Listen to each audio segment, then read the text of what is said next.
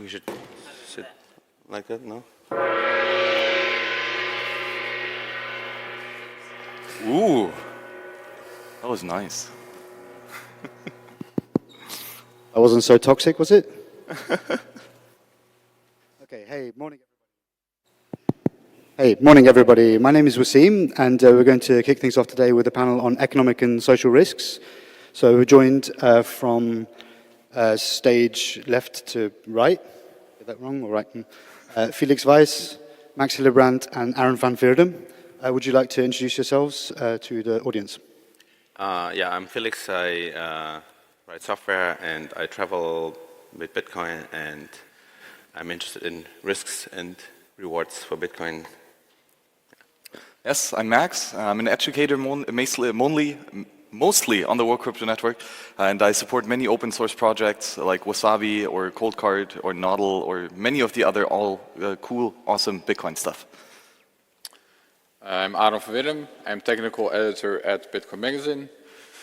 I may also call myself a historian. I studied politics and society in historical perspective at Utrecht University, so maybe that helps make sense why I'm on the panel. That's it. Okay, so we thought we might try to do some contextual framing to start things off. So hopefully we can, yes, bring this up.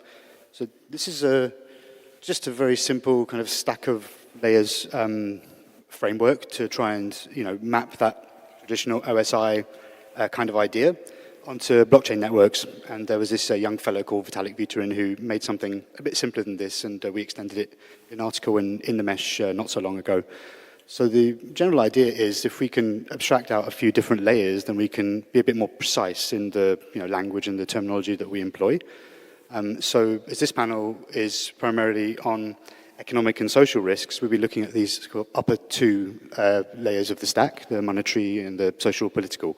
So really we're talking about where the kind of grinding gears of protocol engineering and distributed systems meet the kind of soft, squishy bags of meat and water that we find ourselves as. So should we kick off by the the big social question? Is there a culture? Is there a culture of Bitcoin? Is there a culture? I think the way I understand the word culture is like anything that humans produce, right? So anything that's from roads to bridges to art. So I definitely think that there is this Bitcoin culture thing, right? So it's all the people that are working or educating or, so there's definitely a culture there. Yeah, it's a very good question, because after all, Bitcoin is made up by individuals, and we all have our individual preferences and beliefs. And because Bitcoin is so very inclusive, where anyone can participate in this open source venture, I would argue that we have a very, wide and quite broad culture.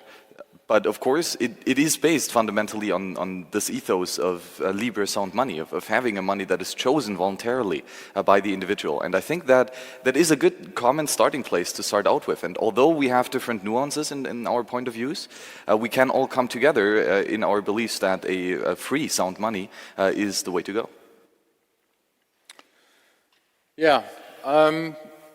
People like to think, especially in the Bitcoin world, that Bitcoin is sort of this machine. It just operates, and us puny humans don't really have any influence on it. It does what it does, and that's sort of a comforting idea, but I also think it's wrong. Ultimately, Bitcoin is made out of people using it, running it, deciding what they think is Bitcoin. The way I see Bitcoin, it's the term I like to use is shared fiction. This term was popularized by an Israeli historian. His name is Yuval Noah Harari, and he explains the history of the world, the history of humanity, with this concept. So to name it helps us cooperate. So, and this is the way he explains this. This is what makes humans fundamentally different from animals, right? You cannot tell a monkey, you have this banana. If you give me this banana now, you'll go to banana heaven and it will be bananas for the rest of your life. And convince this monkey that it will give you this banana. With a human, you can actually convince a human to do this. So you can convince a human to act differently than just the material world that's around him. Go beyond the immediate sphere. Yes, so you can tell a human a story, and that will help him, or that will let people cooperate in a different way. So religion is a very obvious example of that, but we see that all around us. We see that, you know, states are this, companies are this, institutions are this, sports events. Ajax had a great run in the Champions League this year. There were like 50,000 people in the stadium. They were all enjoying the match, and everyone knew what was going on. Like there was the Ajax players, they wore these colors, and there was the referee, and he had a different job. There was the owner of the stadium, and all the people there, and everyone believed in this shared fiction. There was a whole other stadium, a whole other country. It was the same tournament for some reason. Like everyone agrees that this was the same thing. It's a huge shared fiction. Put 50,000 chimpanzees in a stadium, and it will be chaos, right? So it's humans that are we're telling each other this story. And a huge story that we tell each other is money. And money really helps us cooperate across vast distances, even with people we hate or don't trust. Like money is the key to help us cooperate in this way. And I think Bitcoin is really a new type of shared fiction that we all agree on. And I think that supersedes the technology. A concrete example would be the inflation bug that was introduced in the code, in the Bitcoin core base a while ago. Now, if we imagine that that bug would have been exploited and there would have inflation would have happened, I don't think Bitcoin users, I don't think all of us would have said, oh, well, that's what the technology did. Like now there's more than 21 million Bitcoins because that's what happens, and obviously the technology. No, we'd have said, you know what? Our shared fiction, our idea of Bitcoin is this 21 million limit. It's super important. That's why we care so much about that. This was an obvious bug. We're going to fix it, right? So this idea, the shared belief, the shared fiction supersedes the technology. So what if there are competing shared fictions that emerge that have different sets of priorities, beliefs, or cultural attachments, technological priorities, and so on? It's interesting in Bitcoin that not everyone shares every aspect of the shared fiction, I think. The 21 million limit is a good example of something like almost everyone agrees with that. There are some talks about maybe, you know, that it could be lifted in the future, but this is something everyone agrees on. But there are other parts. Sounds more like a fork to me, like there will be a hard fork and there will be a alternative at some point, network probably. with a non-standard supply cap. So let's take the block size limit. This was, for some people, like a very important part of the shared fiction. Like we need that block size limit because that allows us to use the technology in a certain way, and it allows us to run a full node. And other people didn't have that block size limit in their idea of Bitcoin. So they had a very different idea of what Bitcoin was or should be. So that can lead to splits in the common belief. Felix, did you want to jump in? Yeah, I'm actually not so sure if this. I mean, I hope that this idea of the 21 million Bitcoin is one of this shared belief. But I meet a lot of people, mostly like in taxis or Ubers, and they've heard about Bitcoin, but they actually don't know about the 21 million coin limit, right? So maybe we have to do a better job at educating or that's actually part of Bitcoin. But it definitely shows that, which I think is one of the biggest risks also in Bitcoin, is that there's a growing gap between the users that understand Bitcoin in a certain way and understand it in another way. So it's like an educational and a communication kind of gap. I guess so. Maybe someone should, I don't know, start a podcast and educating people about that. Yeah, we do need more educational initiatives. Like shout out to Warren Tagami and Ruben Thompson for reading Bitcoin. That's really great. Hope to see more things like that for sure. Yes, and I mean, education is absolutely important because it decreases this knowledge differential in the hierarchy of skill. And that is very powerful because it allows you to have more peers that are more skilled, that can help you in the division of labor much more eloquently. And that helps everyone, not just the peers that get educated, but also the teachers. And that's something that I've experienced with educating many about Bitcoin, is that I've learned myself a tremendous amount. And it's very fulfilling, not just to grow yourself, but to help others grow. So education is absolutely key. But Aaron, I would say that although the social story is very important and that it is absolutely true, we have in Bitcoin the consensus code. So we actually have a very clearly codified set of rules on what this shared belief actually is, actually on running code.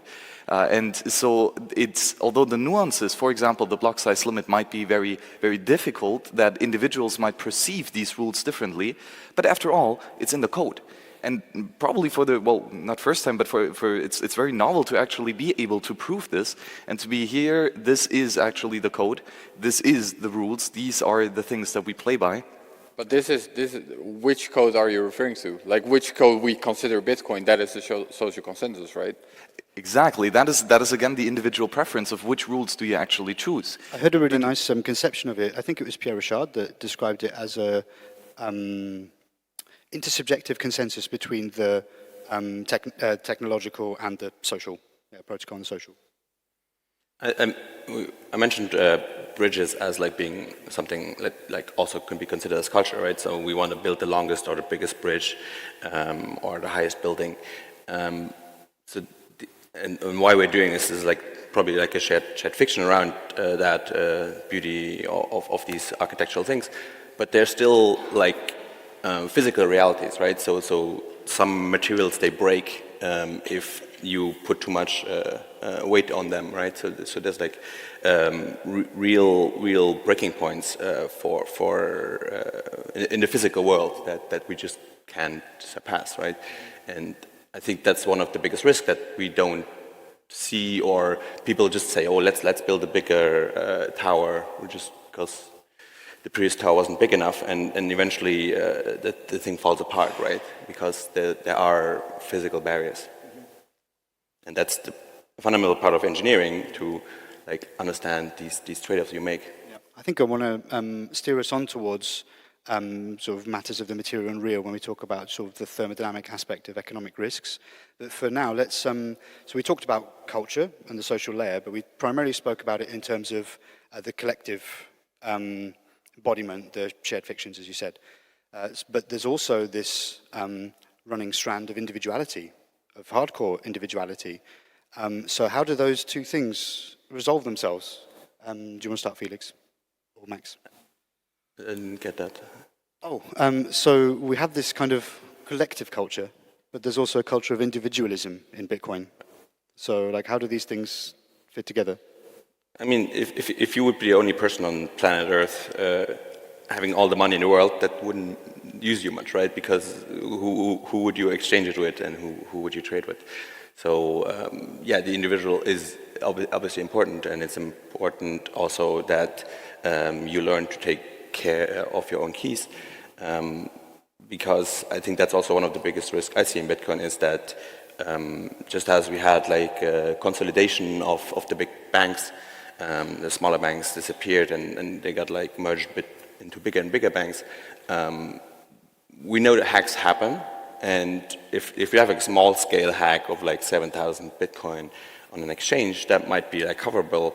But if eventually we just have like 4 large custodial who hold like 98% of all the Bitcoins, and one of them gets hacked, and the hacks do happen, I'm not sure if the social consensus about no bailouts would actually continue to exist. So yeah, these are definitely risks in terms of how much, like, that we decentralize also the custodial thing to the individual, and not keep it all in a shared wallet because it's easier, or yeah. Mm-hmm. Well, I think this interplay between individual and social is very interesting. An example of a fiction that can be very individual is actually religion. Like, you can believe in a certain God, and you can believe that you need to eat certain stuff or do certain rituals, or maybe you live your life in a certain way, and then when you die, like, you go to heaven, and that's like purely individual. Like, maybe you need to convince other people or try, but if you try, that's usually not for most religions. So it can be very individualistic. But because Bitcoin is money, it's almost the opposite. The whole point of money is that other people will want it. Like, you really got to think about not just what do I want. If it's just about what I want all the money, like Felix wants, and then no one else will have anything. Like, that would be the individualistic thing. But with the money, everyone's actually thinking, what does everyone else want? So it's a very social thing. But it is true that everyone. Okay, so a good example would be what happened with Ethereum and Ethereum Classic. In Ethereum, it brings us back to like individual ownership of coins. In Ethereum Classic, in Ethereum, there was a smart contract, and something happened with the smart contract, and someone ended up with a whole bunch of coins. And then the Ethereum community, and we can argue about how centralized the decision was, but the Ethereum community decided, you know what, this guy doesn't own these coins, that's not right. We're going to hard fork, we're going to move to a new protocol where this guy doesn't have all the coins and we get all our coins back. So now this guy, who held all the coins at first, he can keep running the original code, and he can hold on to his own keys, and he can be very, very individualistic, but because everyone moves to another protocol, it's completely useless to him. So there is this and I think it's very important in Bitcoin that we have this shared fiction that we're not going to do that. Like, if you own the coins, you own the coins. That's a very important key aspect of what we're doing here. Yeah, Very good points, and I think that is where kind of both come together, because right, money is not a consumption good. You cannot eat Bitcoin to satisfy your hunger. It's also not a production good, right? You cannot build a farm to produce more food to then later satisfy your hunger. That's not possible with Bitcoin. Bitcoin is a medium of exchange, so you hold it only because you want to exchange it for another production or consumption good in the uncertain future, right? So you want to trade in the future with your peers, but then the question is, how do you find these peers? And I think here Bitcoin and the act of running a full node is very important, because you started with an empty hardware, right? And then you compile the source code yourself. And with this, you actually make your monetary rules. And you can do anything. I mean, you could run a Ripple node, you could run a Bcash node, you could run a Bitcoin node. It really doesn't matter which consensus rules or which individual rules you use, you can do everything, right? But then as soon as you have compiled your Bitcoin full node, when you have specified your full node, then you connect to a network and you ask if there are other peers on this network that play by the same rules, that are a potential partner for future trade. And then when you have connected to these nodes and you have collaborated with them in sharing this knowledge, then you're actually peers. And then we are this network of individuals. But ultimately, you yourself as the individual also verify and enforce these rules, meaning that as soon as one individual decides to change the rules in a way that is not in accordance to what you have specified in the first step, then you enforce your own set of rules by kicking this person out of the network. And you're no longer peers, and you're no longer a future trading partner. So in that sense here, Bitcoin is very individualistic and very anarchistic. But the anarchy is the agora, and this is the marketplace of sovereign individuals. So it's both, it's and or. It just is. So shall we move on to forks? Why not? Yeah, so I'm sure I don't have to, give much of a background or recap on ledger forks like Bitcoin Cash, ABC, SV, Private, Diamonds, Gold, and so on. But can we consider them in the context of economic and social risks? So if you think about networks that share the same mining algorithms, they in a way compete for the computational resource of miners, of the suppliers or producers. Yeah, I think it's probably I don't know how much this is a common myth, but like it's very impossible to have two networks that share the same proof of work algorithm, because you end up usually with like a Pareto distribution of the hash power, or even worse, and then it's and especially if they compete for the same user base, it's actually very fundamentally unsecure. So as long as the miners see more profit in keeping the illusion of both or the three chains being safe, they will continue to do so. but if somebody was to have a fun weekend, depending on how low the hash rate goes, they could just like do a large scale double spend. I think Coinbase accepts BSV only after like 1,008 blocks, so that's like a week. I'm not sure if that's like super fast. But yeah, they understand that there are large risks of having competing proof of work chains. Yeah, I've been tracking the kind of SHA-256 ecosystem of coins on a research project I was doing before. And one interesting thing is because of the series of difficulty adjustment algorithms that BCH made in the time after the fork, the hard fork in summer before last, they ended up about 6,000 to 7,000 blocks ahead of Bitcoin, which means they'll hit their halving first, which means their incentive, the miner subsidy will halve first. There will be a period of time before Bitcoin's is halved that theirs has. So, I mean, it's already 40 or 50 to 1, these like BTC versus BSV or BCH in terms of hash rate. I think fork.lol I think is still very good research to like watch these forks diverge. Yeah, sure. Max? Very good point that mining, especially with the same hashing algorithm, is a zero-sum game, right? And if you can take 4% of the Bitcoin hash rate to 51% attack the Bcash hash rate, it's not secure, right? It doesn't work under these assumptions. And then that's also why the most valid proof of work is the valid chain, right? So that definitely. But the act of forking is very unbelievably vitally important to Bitcoin. Because if we do not allow the opportunity for individuals to choose different rules than we do, then Bitcoin becomes the central planner in the economy and the tyrant that forces our rule set upon everyone else. And that would be very, very bad.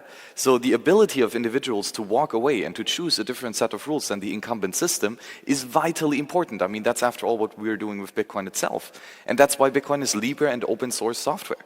You can fork the code. You're very much encouraged to do so. Why? Because it's non-scarce. And actually, when you fork the code, you do not take it away from me. And that is very important. And this allows us to have this marketplace of different monetary set of rules, different consensus algorithms that can try different variables and different approaches. And only because we have this vast array of different monetary systems to choose from, do we have the power to actually choose that one which is marginally best. Now, I personally would believe, and I think most of you as well, that Bitcoin is marginally the best money that we have, but we only know that because there are 1,001 shitcoins out there that we could potentially choose. But because we choose Bitcoin, this actually proves the immense power of having such a Libre open source money. I think it's a double-edged sword. I agree that it's fundamentally important that forking is possible, and it's also something we can't stop anyways, and that's a good thing. At the same time, I also see it as possibly the biggest risk to Bitcoin, personally. Let's go back to the Ajax example. Everyone has this shared fiction that this is Ajax, this is Juventus, and they're playing each other in this big stadium.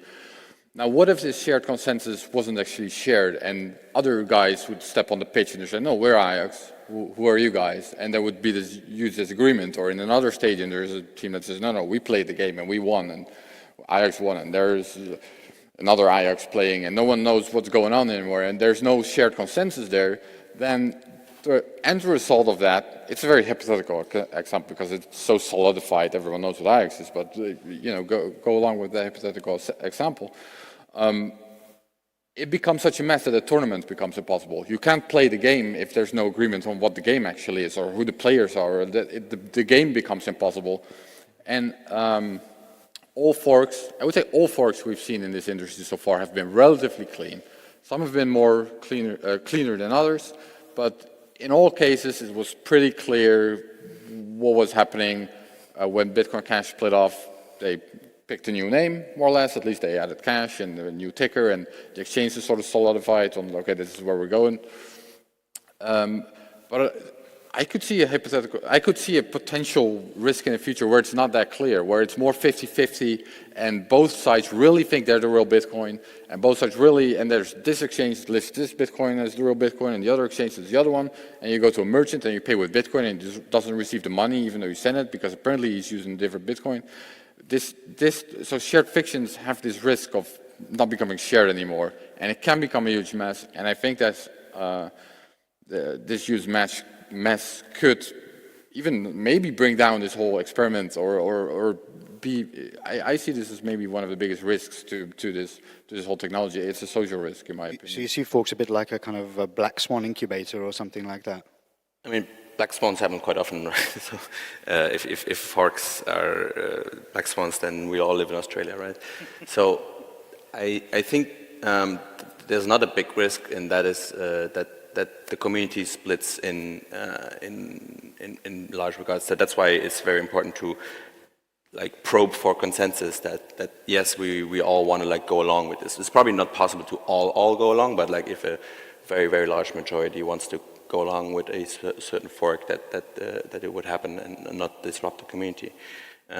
Forks also have another risk, I think, and that is that a lot of people, they don't understand the nuances.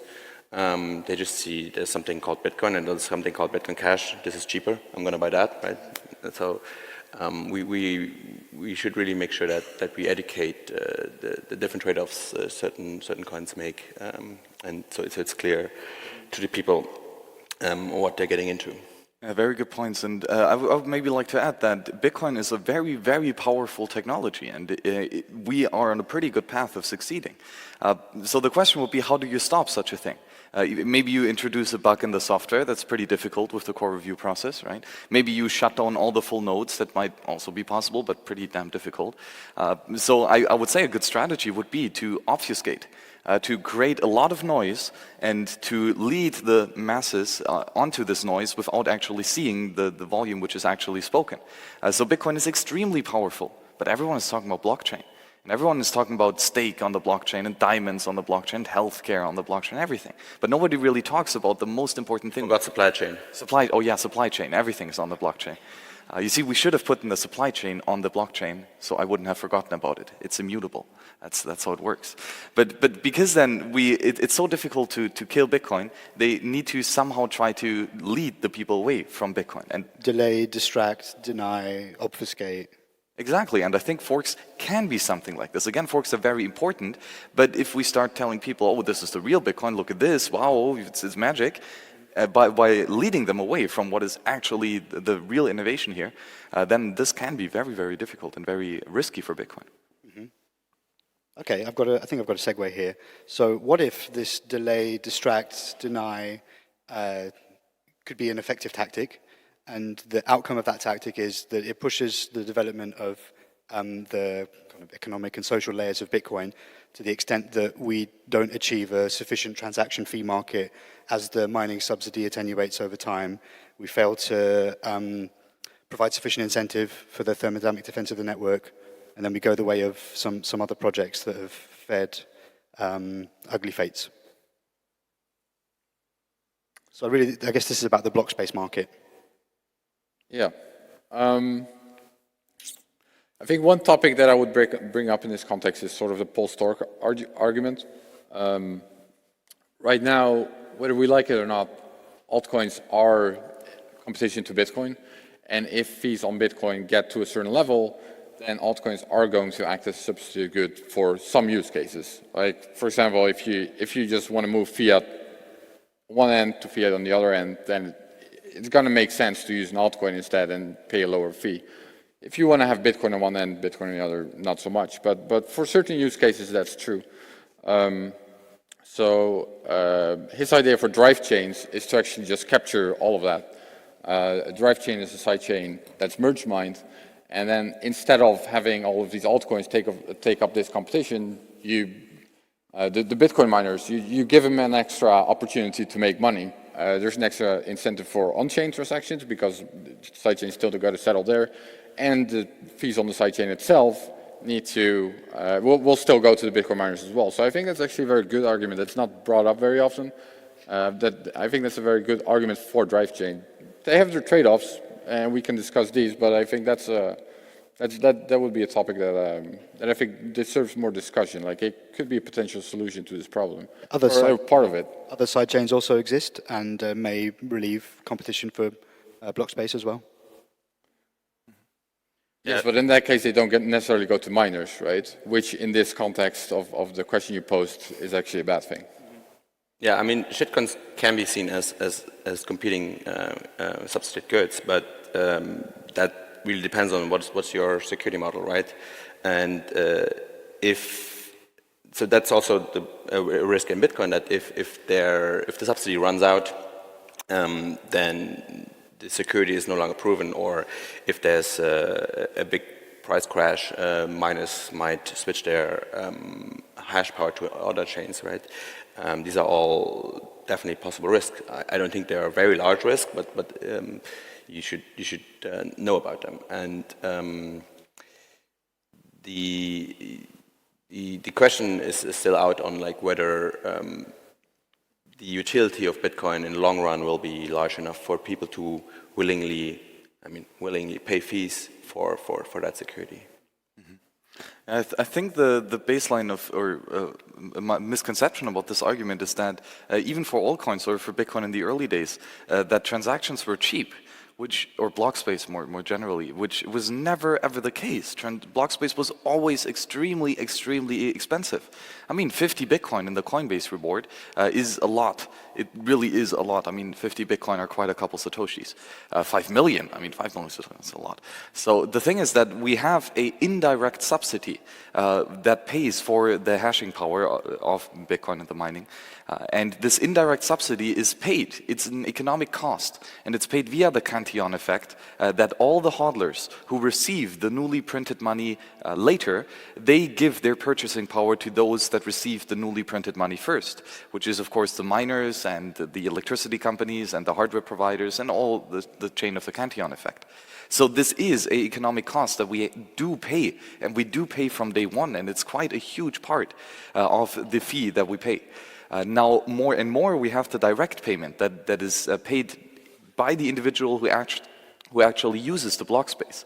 And I would argue that an indirect subsidy, as is with the issuance rate, leads to a worse resource allocation. So we have scarce block space, only a limited number of transactions can use it, and that's exclusive. And we have here also then the demand for it, right? People want to make or settle transactions on the individual network of peers. So it's difficult to see here how much are we willing to pay for this, because everyone pays for it. Like right now we probably all hold Bitcoin and we currently don't make any transactions, but still we all pay for the transactions of others. And therefore we don't really have a say on where this scarce resource of block space should be allocated. And so although the cost was already tremendous high in the early days, it was, most of it, I would say, malinvested and overconsumed. So hopefully with moving more to a direct fee payment for the market of block space, I would hope and wager that we actually see a more efficient resource allocation, where with less capital we can achieve more security, which then hopefully would solve this issue as well. It's also, the fees are as high as the market makes them, right? And people can choose other kinds. But I think fees are actually pretty low in historical comparison. Because I think in the beginning, where we had not like dynamic fees, I think there was a fixed fee of 0.1 Bitcoin. Unless you had enough, your UTXO was old enough, and you would get like the free thing. But like if you would transact a lot, you would pay 10 million satoshis for a transaction, and I don't think I've paid in recent time that much. Yeah, I remember when people were complaining about the very block op return overhead on the chain, that the fees had spiked, and then people zoomed out and looked again at 2016, 17, 18, and yeah, in comparison, the fees are not that high right now. Yeah. What about other off-chain or abstracted layers? So we spoke a little bit about sidechains. What about Lightning Network? Is Lightning Network is there a risk there that it will make the network top-heavy? As you might say, smart contract platforms that issue tokens, they look top-heavy. A lot of their value is on upper layers. Does that cause problems for the foundations? Are we building castles in the sand here? I paid yesterday for my beer with Lightning and worked great. I'm on one hand, I'm optimistic that we will continue this engineering effort, and we can already see like the early stages of that, and but yeah, it's still question like how easy can we make the UX for not so technical users, that it's actually that I mean here you can just like tap your credit card with NFC and it all works great and you don't have to care about all the technical details that happen in the background. But yeah, there's challenges ahead for sure. Well, Lightning Network is a really smart thing, or smart contract, where we actually use a channel, a multi-sig script that shares the ownership of scarce Bitcoin with amongst peers, and then we shift this shared ownership in the balance from left to right. But we do it in a way that we do not require the nodes, all the full nodes, to verify every single state, which in this sense is, of course, a lot more scalable and a lot more private, because we don't tell everyone everything, but we only use this court system of the time chain when we actually need it, when there is a dispute and when we do need to settle something, or, of course, when we want to open or close the state. So Lightning Network, it's not an altcoin, it's hopefully not a Ponzi scheme, but it's just a very smart way of transferring the property rights in scarce Bitcoin without relying directly on the verification of all the full nodes on the network. It kind of uses also the idea of the 6 degrees of separation, right? So, but even if you have 6 degrees of separation, that doesn't mean you trust everybody in these 6 degrees, right? But using these smart contracts, we can eliminate that need for trust, or at least reduce it to an absolute minimum. So 6 degrees of separation, are we routing payments to Kevin Bacon now? Shall we open it up to the floor? Has anyone got any questions? Comments on this real quick. You mentioned top-heavy risks of the Lightning Network, and there are some. There are some fringe risks there. If you have a centralized network topology, for example, or something goes wrong and a lot of channels have to close at the same time, then that could actually be difficult to get all the settlement transactions confirmed on chain, which is a bigger risk than Bitcoin normally has, because then it means people can actually steal your money. That the channel can settle in someone else's benefit. So that's a maybe fringe, but it's an additional risk. It makes the Lightning Network maybe slightly less secure than on-chain. But in a way, you could argue that's a good thing, because that also means there's demand for on-chain just to mitigate this small risk. And we still do want demand for on-chain transactions because fees need to be paid. Yeah, I mean, it's a different type of transaction. So if you have more options and more, variety of the method of transaction, that's usually a good thing, as long as the functionality is not being pushed to the chain unduly. Yeah. I mean, Lightning Network is always opt-in, so any risk is still opt-in. That's good. Shall we open it up to the floor? Has anybody got any questions? I think we've got a few minutes.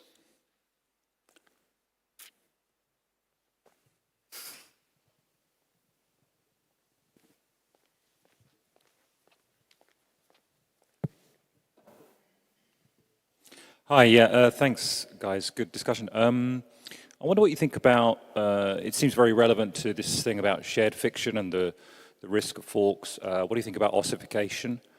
Do you think, as I do, that it's desirable, but you're not really sure if and when it's ever going to happen? Do you want to start, Felix? I mean, there are pros and cons for ossification of the protocol, right? So the coins might be more reckless in terms of how they adopt new cryptographic primitives, which are not maybe yet proven, but they took a risk and they got the reward of it not being broken. I think it's fine that Bitcoin takes a more conservative approach there, because it's really, it's people often talk about honey badger, but I think Bitcoin still can fail, and it's not impossible and invincible. We can take a lot of steps to mitigate that, and I think right now we're doing that.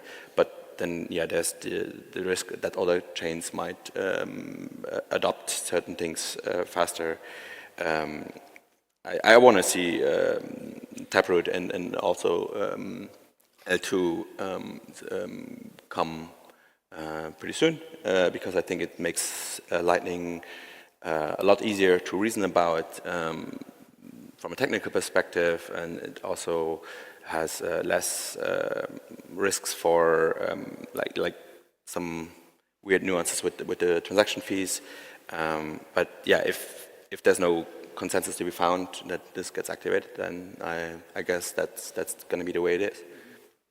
Ossification is really interesting, right? Because we want to be able to change to new things, and especially when bugs come up, we want to be able to fix them, and that's very important. But on the other hand, we don't want to break our contracts, and especially the long-term agreements that we've made amongst our peers. So I would say that if you run Nakamoto consensus, it's not just a thing for today.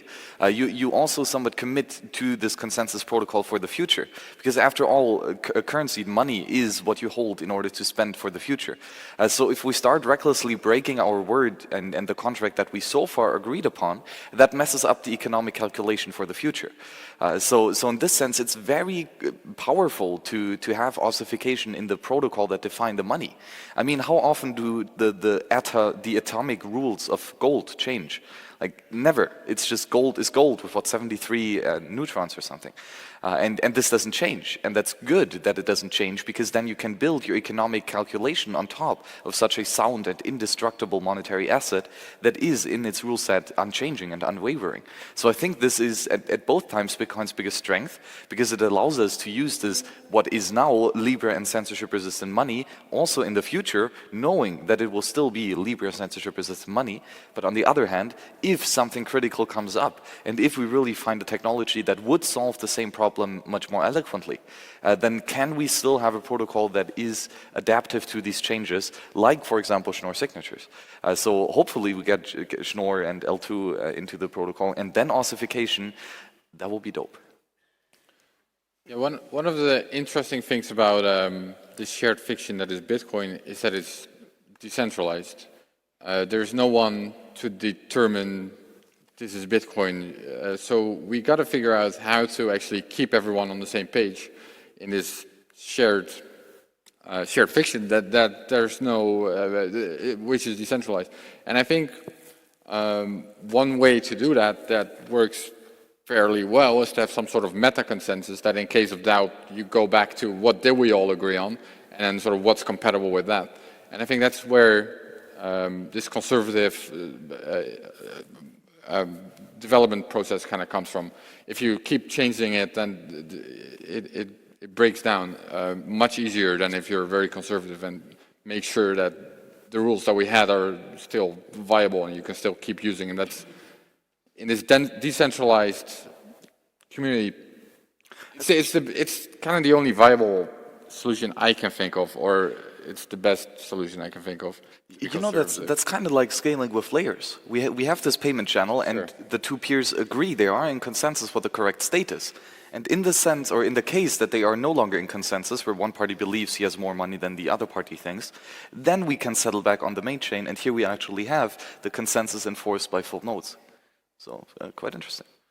Yeah, so ossification has downsides, but it's at least it's sort of viable. So The question is probably when. should- When do we draw the line? We may all draw the line in different places. It's a bit like the Luddites, right? You know, they said no technology after 1981. That's the level of technology that we want. So that's the worry, that we don't all agree on that, where that line is. 2 weeks. 2 weeks. Soon TM. Have we got time for one more question? Yeah, from what I understand, in the early development of the internet, something happened that is called the Eternal September. And the internet used to be a university network, and every September there was a new batch of students who need to be taught about what the internet is about and how to behave. And at some point, the influx of new people becomes so huge that they couldn't teach new users anymore. And it was like an eternal September where there were continuously new people who did not behave the way that the original people of the internet thought people should behave. And so, Do you think something like that has happened or will happen in Bitcoin, and what will its effects be? How should we deal with that? I think I saw it on Game of Thrones. yeah, I think that the only thing you can do against that is like really education, right? And when I say education, I don't only mean like necessarily in English language. I think Warren, they gave a talk yesterday about translating into different languages. There's this really, I think, a lack of non-English material still to explain the basics and the technology of Bitcoin. And if that doesn't change, then that the eternal September risk becomes a very real risk and gets larger. I think so some people just see Bitcoin as this, oh, this thing goes up 20% every week, and you might consider them as the speculators, right? They put like a top, and then the people who understand it, they might put like the local bottom, if you want to look at that. So if these two diverge too much, then there might be like some systemic risks, and people say like, oh, let's just build a larger tower because large towers are cool. Then they might eventually fall apart, right? Yeah, very, very great points. And I mean, the thing with the Eternal September is that we can no longer do education, right? Because so many people come in, or at least no longer direct education, maybe. And then the question is, how can we infuse this ethos of liberty into the code itself? Because I think that is, for example, the case with encryption. Like if you use GPG, like this is pure anarchy, this is pure freedom. And even if you use it when you're a complete status that wants to control and tyrannize over everyone, when you use GPG, you're still a free sovereign individual. And I guess the same would be the case in Bitcoin. Even if the no-coiners that really don't care about freedom and don't really prioritize for this, that they still use the software, and because they use it, they become more free. And I think then at this point, we don't really need too much direct education. Just like, for example, if you use WhatsApp, you don't really need to be educated how Omemo encryption works. It just is there and it works. And it's good for you in the sense without you even knowing the details of how it works and why it's important. So I'm curious to see how far we can get this, and of course education is vitally important. But do we ever reach that point in the protocol where we just have the liberty baked in? Just going to be interesting maybe in, I don't know, in 50 years time or so, like we will actually teach basic internet and basic cryptography in schools, right? So people understand those things from a very early age on. I don't think that's going to happen. I hope it's happening, but we will have to see how the education system goes along. Yeah, there's another example I thought was fun. You already mentioned WhatsApp encryption. Back in the 90s, you had the crypto wars, right? So yeah, the cypherpunks were sort of the freedom fighters of that day, or they were fighting for encryption, trying to stop it from getting banned. And if you read the cypherpunks mailing list, it's kind of interesting or fun to see that there was this discussion back then about cypherpunk culture. For example, Eric Hughes, who's one of the co-founders of the cypherpunks, he actually didn't like this libertarian ethos that was sort of mixed in. And he kind of rejected that, and he wished people didn't keep conflating like anarcho-capitalism and that sort of stuff with cypherpunks. He was just for privacy, and he wanted privacy. Later in the 90s, you had gun rights discussions start popping up in the cypherpunks mailing list, and other people didn't like that either. Like Vaidai would oppose that, but the mailing list was a typical anarchist mailing list. There was no moderation, therefore there was also a lot of spam and flame wars. And Tim May's way of dealing with it was, if you want to talk more about encryption, talk more about encryption, and just ignore the gun rights threat. Now the cypherpunks and the freedom fighters, and they won that war in the 90s. And nowadays encryption is everywhere, right? So it's in WhatsApp, it's in our chat apps. It's if you visit the web page, you have the HTTPS encryption. It's everywhere, and not everyone who uses WhatsApp is also for guns, or like that. It became separated as encryption grew. That culture just sort of forgotten in the 90s, and it's not associated with each other anymore. And still, everyone uses encryption. So, that's the good news for people who don't like guns or meat. If Bitcoin continues to grow, that will probably people just forgot about that, and people use Bitcoin. Have we got an Udi in the house, or should we keep going with questions? keep going. There's one over here.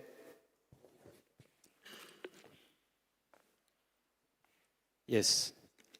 Thank you for this opportunity, and I hope you allow me to bring up a slightly less technical topic, but I think the combination of economic and social risks would also include regulatory risks.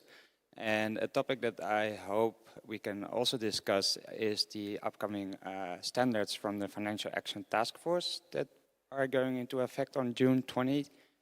And I'm sure one of you can explain it much better than I, but it has to do that all the 36 biggest economies are going to oblige every party to keep track of every transaction that's being done in cryptocurrencies or blockchain, keep track of who's sending it and who's receiving it, identifying information, and be able to provide that information to the authorities. Now, this is a topic that I haven't seen being discussed on many panels in the last week, and I hope perhaps you can give a brief view on that and how you think that might impact Bitcoin and other currencies and blockchain in more general. Yeah, so the way you explain it is not quite accurate. This is the travel rule, is what it's about, and it applies to Bitcoin companies, basically. It doesn't apply to individuals. It applies to Bitcoin companies, so what's going to change and what's causing some controversy is right now you can withdraw your bitcoins from any from any exchange or any wallet provider and have it withdraw to an address, and they don't really need to care, like just send to that address. That's all they need to care about. With the travel rule, they do need to care. They need to care where this money is actually going. Specifically, they need to know if it's going to another exchange or another wallet provider or something like that. And if that happens, they need to share the KYC information they have from you with that other exchange.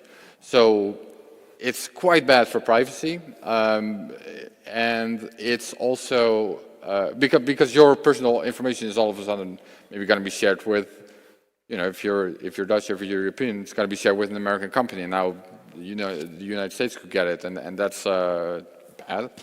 It's also going to cause a lot of overhead for these companies, and they're not even sure how they're going to deal with it. It seems that the Fed doesn't care. They just think they're going to have to deal with it, figure it out.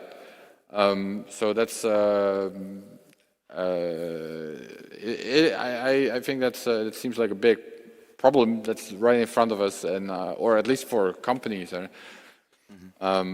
The silver lining maybe is Chainalysis is also against it, and their argument would be that it would actually move more transactions to the individual and to decentralized exchanges and sort of get it out of the regulatory part of the industry.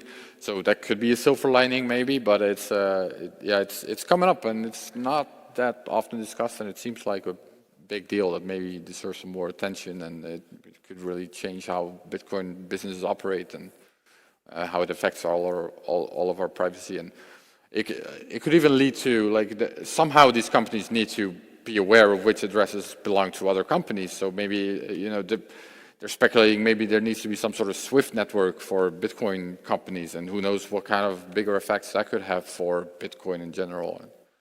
Yeah, when we have these overlapping white and black markets in Bitcoin and cryptocurrency networks in general.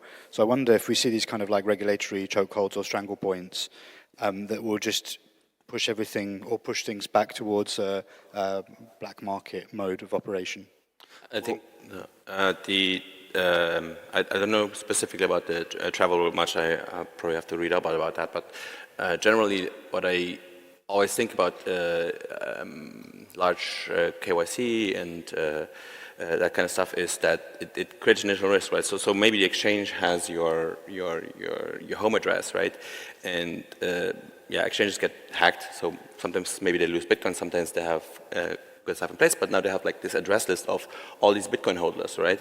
So that's when I would be like a malicious person. I would probably start my $5 rent attack looking through these lists. Or I think you should also probably just buy your hardware wallet on like a conference, right? Not so they don't have an address of yours. Yeah, I mean, it's a hard fork, right? You're being forced to run new rules on top of the rules of Bitcoin already. And it's a hard fork that only applies to businesses, not to individuals, right? But still, you're being forced aggressively to use rules that you don't agree with. And of course, that's malicious and that's evil, so the regulation is definitely not good. Well, the thing is, still, we are individuals, right? And what software you run and which communication protocol you choose is up to you. Now, the question is, how much aggression can the malicious actor apply on you and coerce you to eventually do this? Because, I mean, after the $5 wrench attack gets worse and worse and worse, eventually you will have to comply. And that's usually how the state operates. So I'm pretty sure that a bunch of businesses will have to bow down to the masters here, and that will suck. But I agree with Aaron here that we will just move to more censorship-resistant tools, because as Eric Voskio says pretty well, Bitcoin is black market money. And per definition, we are fighting against every regulation from the state because we are peaceful individuals and the state is not. So this is an inherent clash, and I don't think we can ever resolve it. So this will continue, and individuals will continue breaking immoral laws like this spying regulation here for sure. So the solution, well, run your own full node and use Wasabi. Well, I guess Udi is up next, so hopefully he doesn't break Wasabi too much. So don't break it. Let us first do coin joins and then continue. See if that ages well. So should we wrap things up? I guess Udi's ready by now. Okay, thanks very much, panelists, and thank you for listening. Thank you, Wasim. Thank you.